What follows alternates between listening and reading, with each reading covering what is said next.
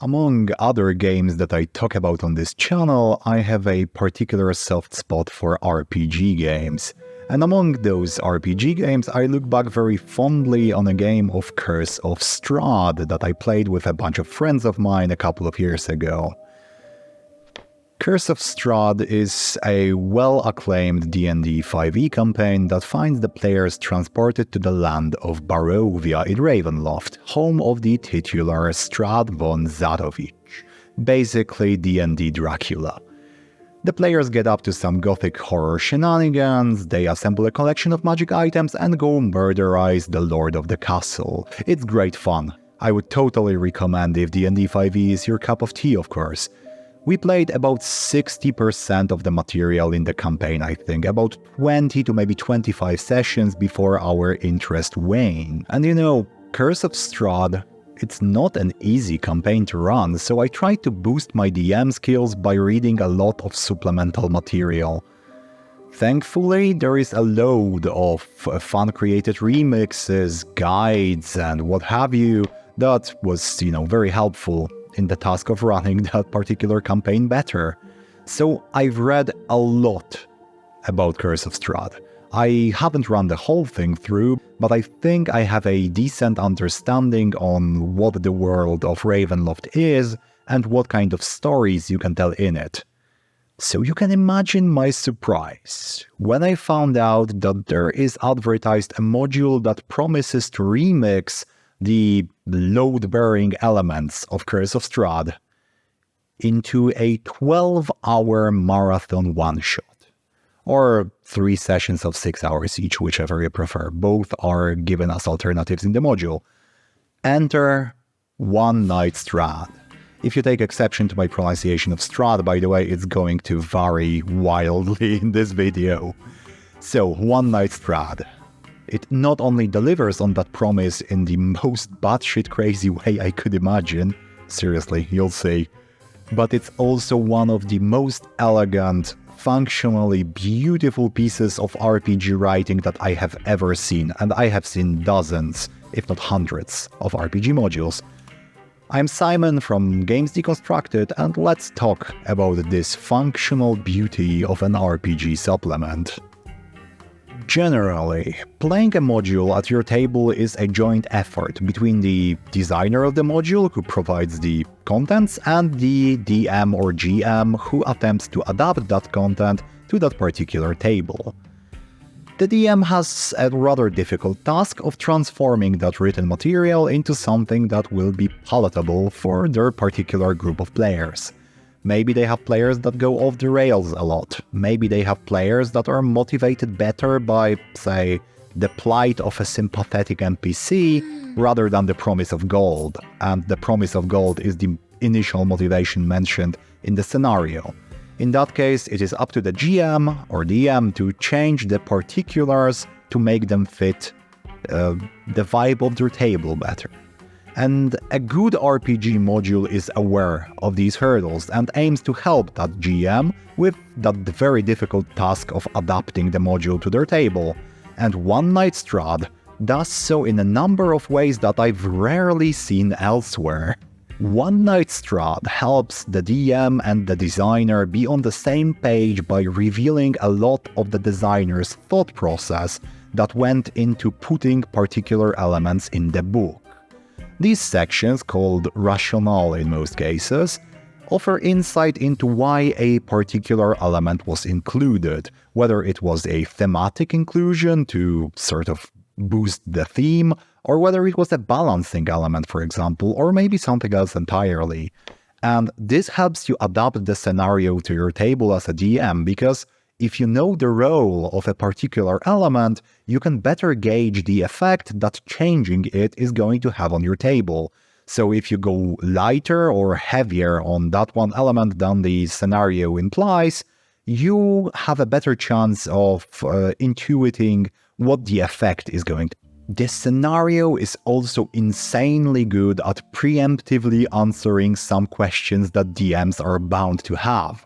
There's a lot of skill challenges, let's call them, within the module, So a series of skill checks where the situation the player characters are in changes based on the results of all the skill checks. A question that often goes unanswered in D&D is how exactly should you attempt skill checks, especially multiples of them? Can multiple characters attempt the same one? Can it be retried? Can characters always aid for advantage on the check? What about trained characters? Do the same rules fit untrained and trained characters? And one Night Strahd is aware of that. It's aware of the conversation surrounding skill checks, especially multiples of them, so it includes a section on how skill checks are assumed to work by default when running this particular scenario. And this accomplishes two things. It gives DMs a tested, objective version they can default to, should the players, say, plead for a retry, and plead they will because the scenario is brutal in some places. But it also allows you to change it if you want, but change it with a wealth of information on how that will change the style of play, so you are making an informed decision and it's easier to intuit the consequences of adopting a different method than the default provided by the designers, but you are not blindly changing that. Another example of ONS being great at preemptively answering DM questions, each NPC description in the book provides a short guideline for acting them out. And this is keenly similar to how I prepare NPCs for my homebrew games. I often write out 2 or 3 sentences as well as a voice note like, "Old man, tired and fragile," which is clearly different from "old man, tired yet spry." So when preparing One Night Strahd, I would undoubtedly prepare NPC cards that would bear something very similar to the section called Improvisational Tone and Voice Notes. Except I don't need to, because once again, the designers have preempted my need to do so. And wow, I feel so understood when reading that book. Another thing that a good scenario should do is prevent the course of play at the table from diverging too wildly from the planned path, because the module just becomes useless if you have to run freeform because your players just stepped off the beaten path completely. There is a number of narrative elements that I would rather not go into too much detail about in One Night Strahd that help you accomplish this, but there is also one big mechanical element, and that is encounter balancing. The module's creators are aware that some parties may be better and some parties may be worse equipped to deal with the challenges in the module. Indeed, encounter balancing in D&D is rarely spot on. That's another big conversation around D&D. And a popular consequence of running a pre-written module is having to adjust on the fly. If you see your players struggling, you have to adjust encounter rosters so they are fighting ghouls instead of ghasts, for example. You could have to reduce enemy numbers if your spellcasters have used up all their AoE. Maybe give some encounters a pacifistic, peaceful resolution option, even if that wasn't the plan initially.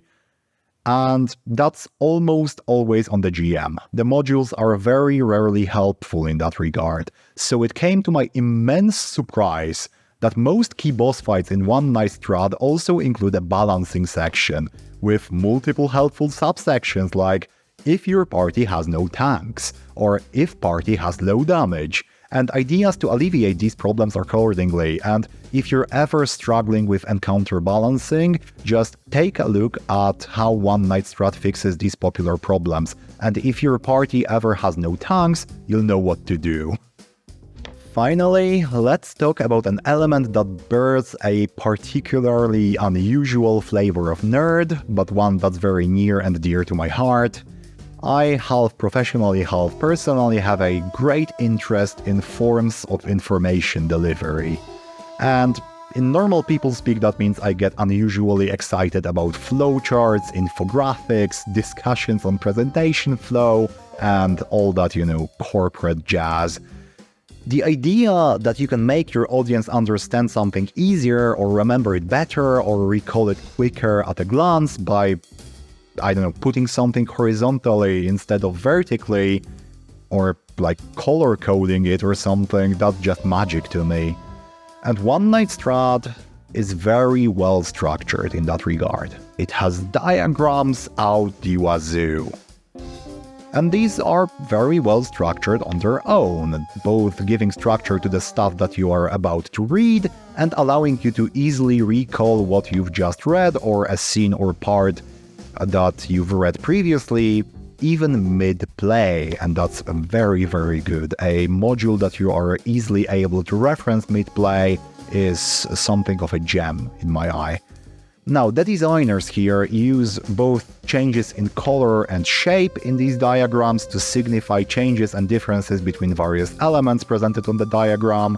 They use very distinctive node names to help you recall the contents of these nodes, and they avoid needless clutter, which are all great techniques for boosting learning and recall and allowing you to easily reference those bits of material as you're running the module, which, again, a godsend. And the creators really seem to have an eye for where a prospective GM is going to need a diagram the most. There are, of course, combat flow diagrams, because combat in D&D tends to be the most cerebrally involved part, but there's also flows for scenes that may get a bit hectic, like scenes where locations may change quickly, with each divergence in player choice resulting in opening up further locations, like for example chase scenes work like this. So just based on these structural elements, I would consider One Night Strahd to be a good buy just on its merits as a case study in like excellent module presentation. But let's talk a bit about the specific vampire-flavored RPG offering that's held inside this excellent presentation.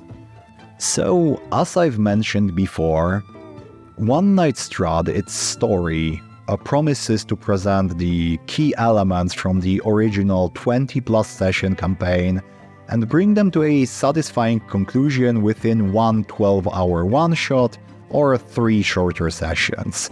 And that's quite an ask in my opinion, especially since the game also boasts an unusually high player count. It says that it scales smoothly between 4 and 10 players and supports, hear me out, traditional single group play, simultaneous play for 2 groups with 2 DMs, or asynchronous play for 2 groups with support for players dropping in and out.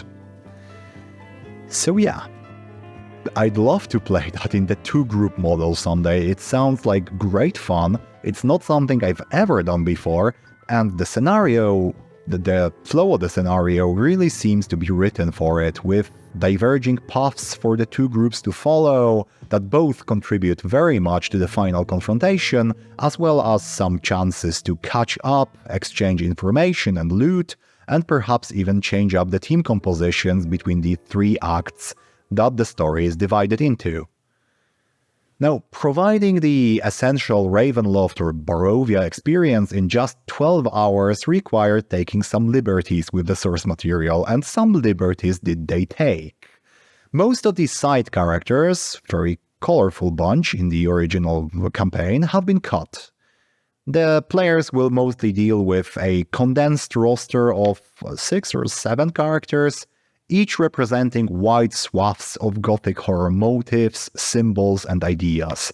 And what the roster of Dramatis Personae lacks in width, it doesn't lack in depth. Those characters are extremely well written.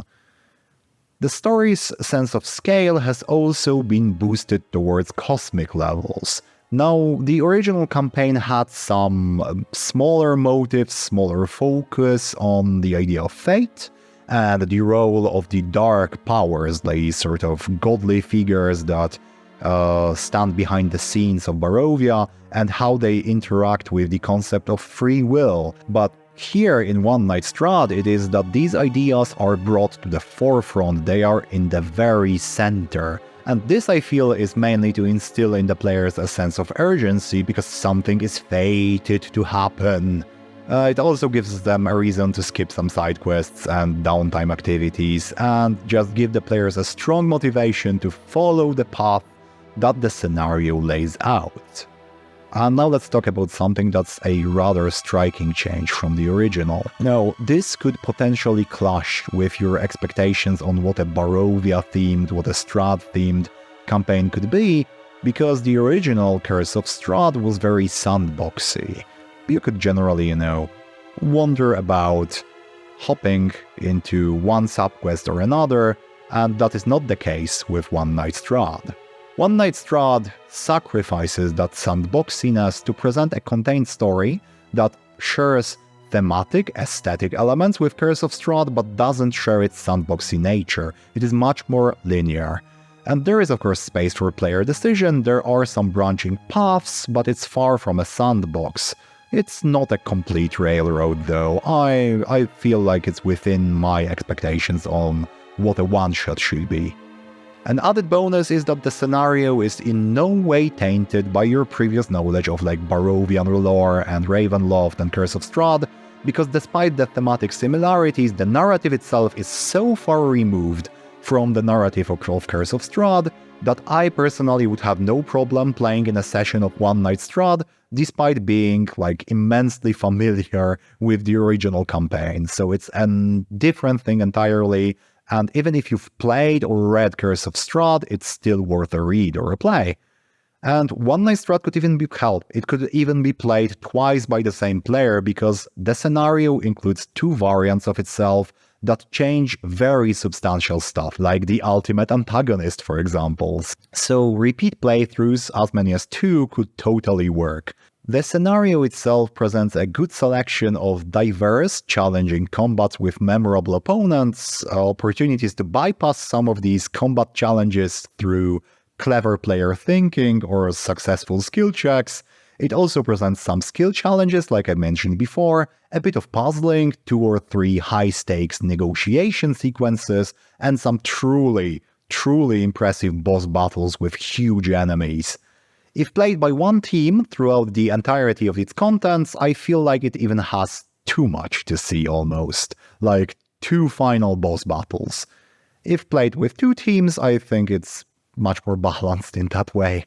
And the book is laid out very nicely. I like the color scheme choices, I think it's very clear and legible, and the layout is accompanied by some truly stellar art that I absolutely dig.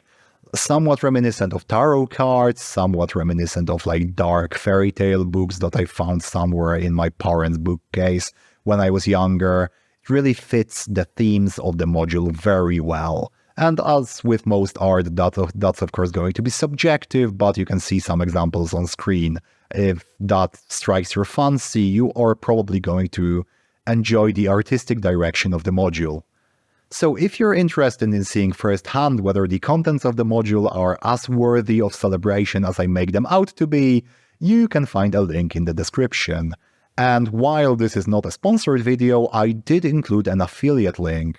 I'm mostly using it to see if it works, because I've never used it previously, but if you end up making a purchase on DriveThruRPG through that link, I should theoretically see a bit of that money, so hey, thank you.